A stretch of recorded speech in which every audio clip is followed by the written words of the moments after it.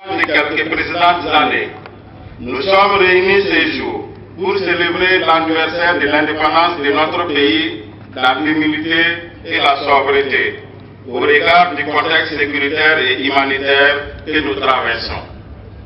Je voudrais, avant tout propos, rendre grâce au Tout-Puissant de nous avoir permis de nous retrouver massivement aujourd'hui et faciliter mon adresse à la communauté régionale du Nord.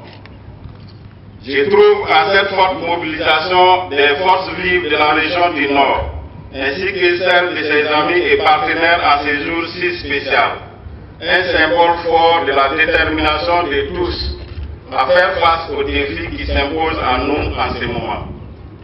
Cette forte mobilisation est une marque de votre adhésion aux valeurs profondes de la démocratie, de la liberté et de la souveraineté. Elle est également la manifestation du patriotisme, de l'engagement volontaire pour la cause commune, celle de la défense et de la sauvegarde de notre nation. Permettez-moi également de rendre un hommage mérité à tous ces combattants qui bravent vents et marées et qui nous permettent de tenir debout et mener comme si de rien n'était nos activités au quotidien. Je voudrais à la suite de cela rendre un hommage à tous ceux qui ont perdu la vie dans ces combats, tous ceux qui sont aujourd'hui sur les lits d'hôpitaux et qui cherchent à recouvrer la santé. Nous implorons Dieu dans son immense miséricorde afin qu'il leur accorde une meilleure santé. Quant aux êtres chers que nous avons perdus, nous demandons également à Dieu que la terre libre du Burkina leur soit légère. Je prie aux personnes déplacées de recevoir ma solidarité et l'assurance d'un retour très prochain et définitif dans leurs localités respectives. Distingués invités, mesdames et messieurs, cet anniversaire de la souveraineté nationale, dont j'ai l'immense honneur de présider la célébration dans la région du Nord, intervient dans un environnement de multiples défis et de préoccupations diverses. Ainsi, l'engagement de toutes et de tous à manifester notre profond sentiment d'appartenance à un façon libre, indépendant et résilient à travers cette célébration est un signal fort de notre courage et de notre patriotisme à ensemble surpasser les difficultés du moment et amorcer les bases d'un État inébranlable et prospère.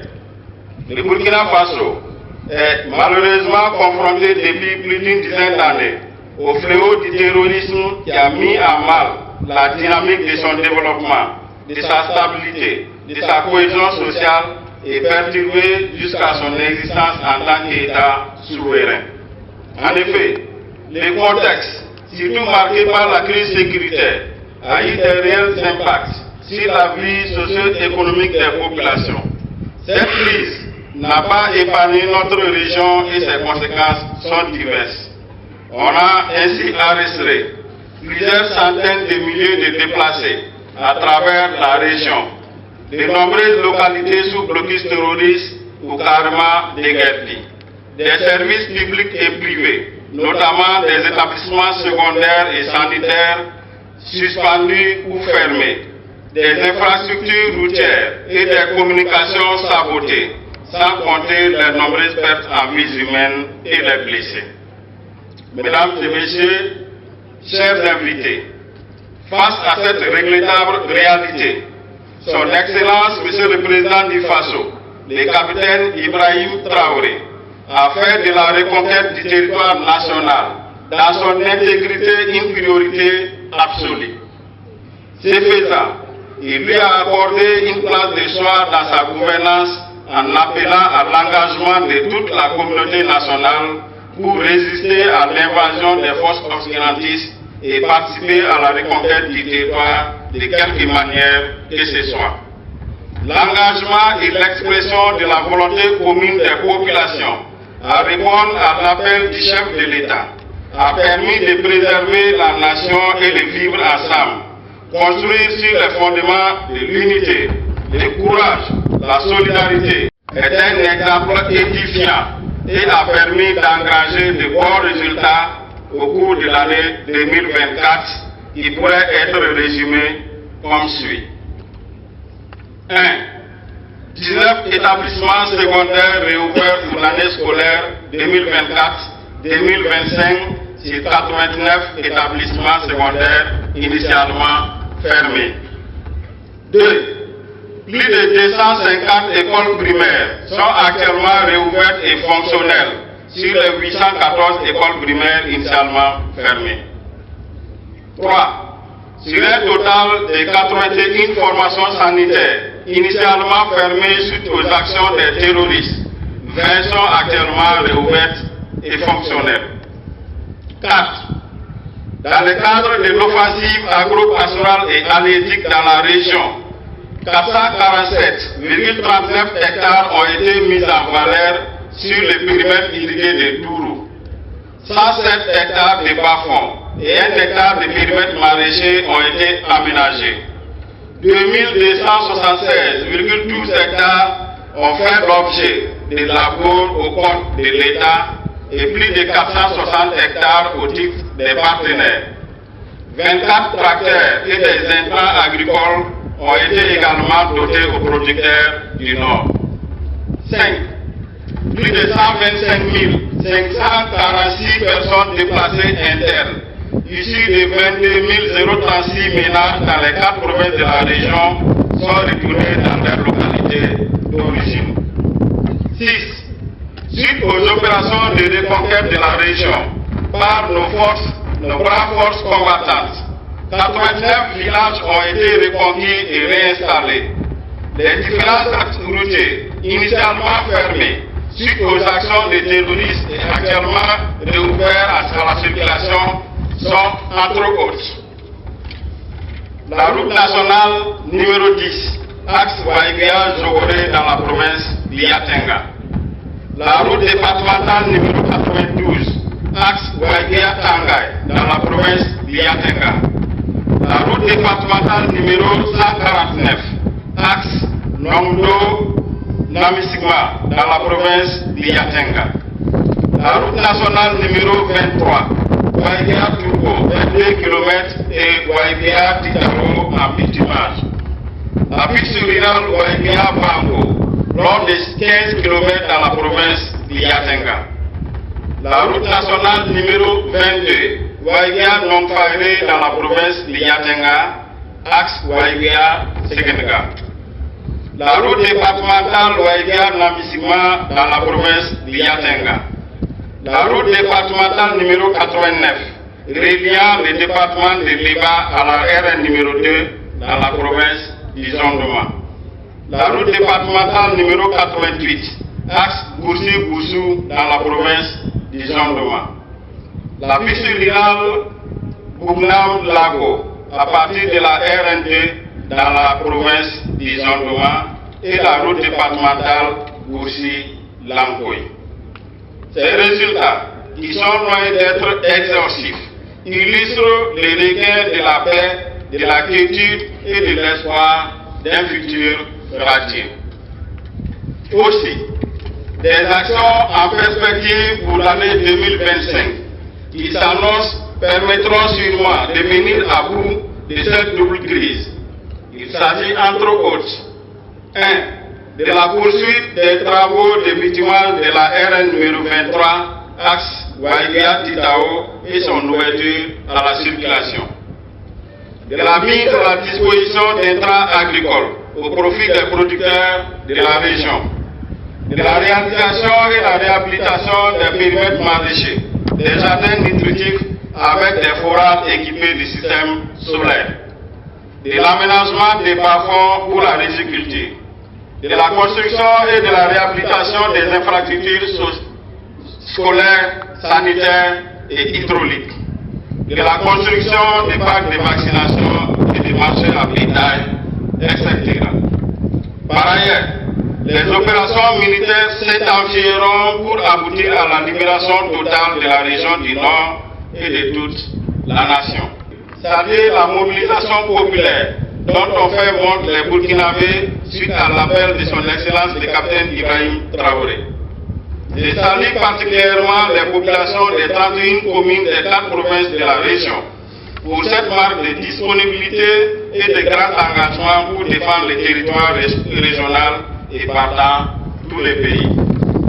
Il me plaît de rappeler une fois de plus que les populations de la région du Nord en particulier et les Burkinabés en général ont toujours porté dans la construction de la nation des valeurs sociétales fortes, notamment l'essence de l'engagement, la tolérance, la justice, la droiture morale, le travail, le courage, le pardon, et j'en passe.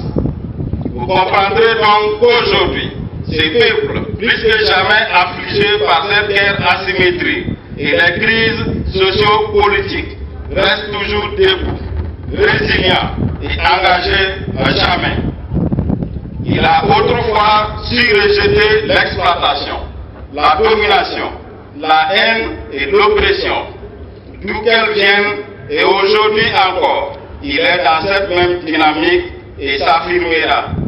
C'est pourquoi nous sommes convaincus que les menaces et les conséquences néfastes de cette crise nous affligeront certes, mais ne saperont jamais notre engagement et notre détermination volontaire pour la défense et la préservation de la patrie.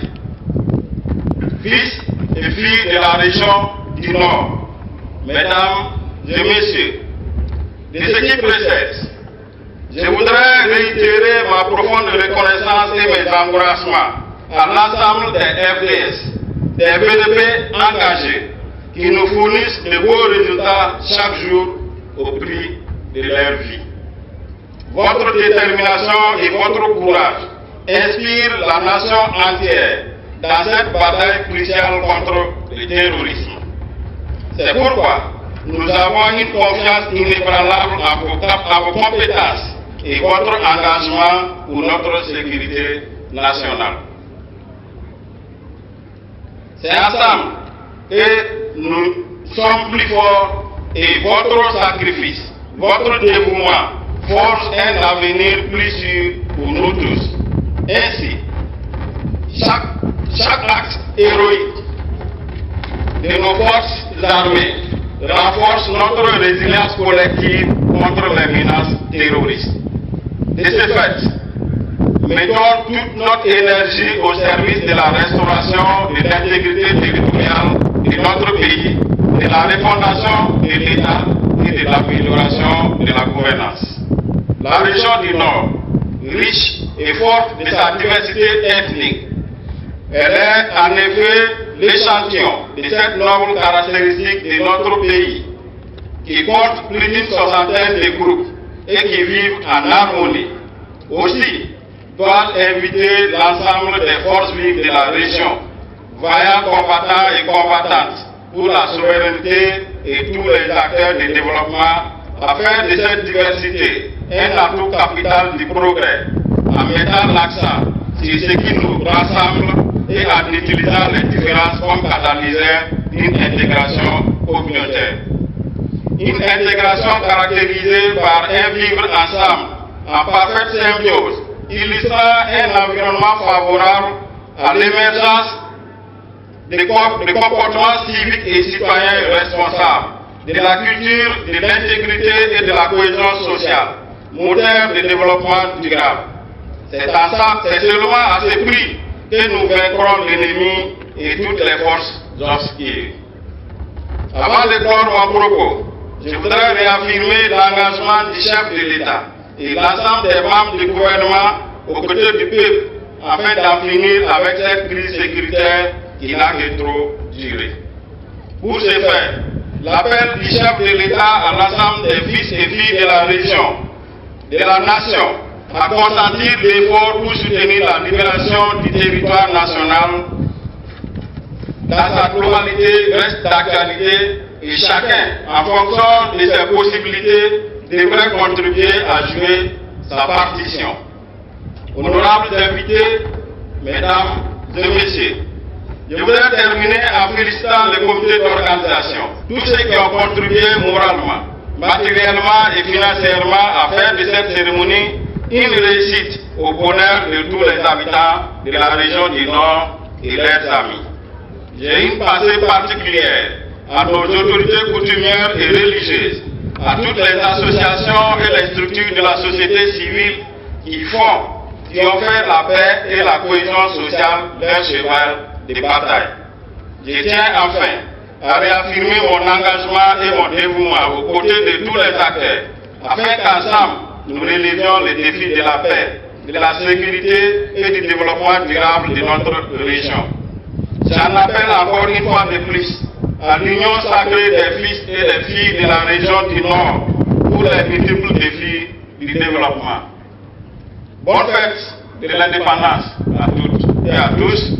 Que Dieu bénisse la région du Nord, que Dieu bénisse le Burkina Faso, la patrie ou la mort, nous vaincrons. Je vous remercie.